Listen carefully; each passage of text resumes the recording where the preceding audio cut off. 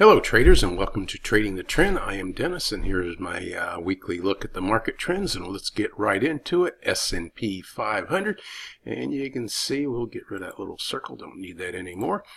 We have this really strong uptrend on the weekly basis, but we have been in a 2-week pullback. We did break that pullback with an up week, but it's not really a strong reversal, so we'll have to watch to see if this actually is the end of this downtrend. We are in the 2 weakest months of the year for stocks, both August and September, so I would not be surprised at all to see that we make some lower lows coming in September before this thing actually reverses itself. Looking at the Dow, same situation. We broke the 2 down candle streak. The Dow definitely is stronger right now than the S&P, and that tends to be where people run to when they see the market weakening, and that's just further indication that this weakness in the market could continue. NASDAQ weekly chart. The NASDAQ broke a 4-week downtrend. There again, not a lot of strength here, and we did sell off late on Friday, so nothing here looks too encouraging. It's a coin toss whether we go up and down from here. I would probably think that we might head for a little bit lower before it heads back up again. Let's go into some other markets. So let's look at the dollar index. And of course the US dollar has been weak the entire year. It is the weakest of the major currencies, and it's not going to lose that ranking.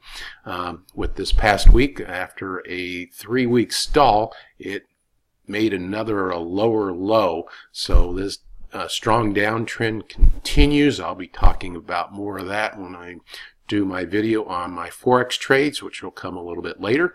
How about the cryptocurrencies? They definitely are not in a downtrend. There we are. Bitcoin, kind of an inside candle. It kind of finished inside the trading range of the week before after this series of gaps that we've seen. But we did finish near the top of its trading range, and this is as of the close on Friday. But if you look at it as of right now, price is pretty close to what that was. Market cap is up to 157 billion for the cryptos, which is huge. I would expect to see 200 billion definitely before the end of the year, but at the rate this thing's been moving, it could happen by the end of next month.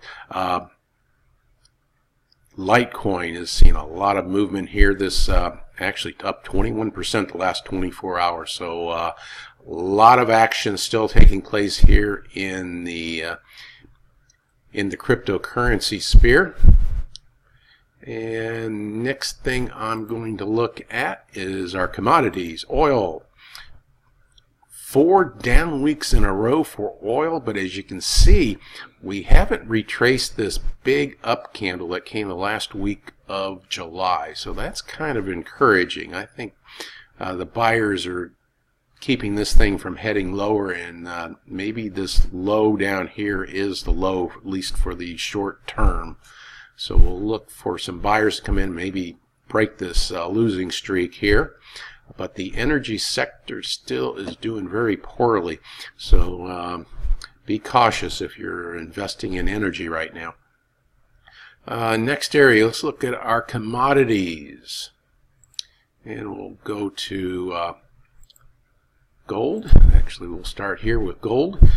GLD, gold index. And it made a little bit of an up candle, not much. But the good thing is it got a weekly close above this candle here, which goes back to April. So we got our highest closing week total since April. So that's a good thing. So maybe we can get a pattern of higher highs going here, unlike silver, which still has this pattern of lower highs and lower lows. So but does look like it's kind of stabilized here. Buyers are coming in. We haven't given back this large up candle from 3 weeks ago, so maybe there's still hope for silver. Gold miners, is trying to creep up here so very slowly.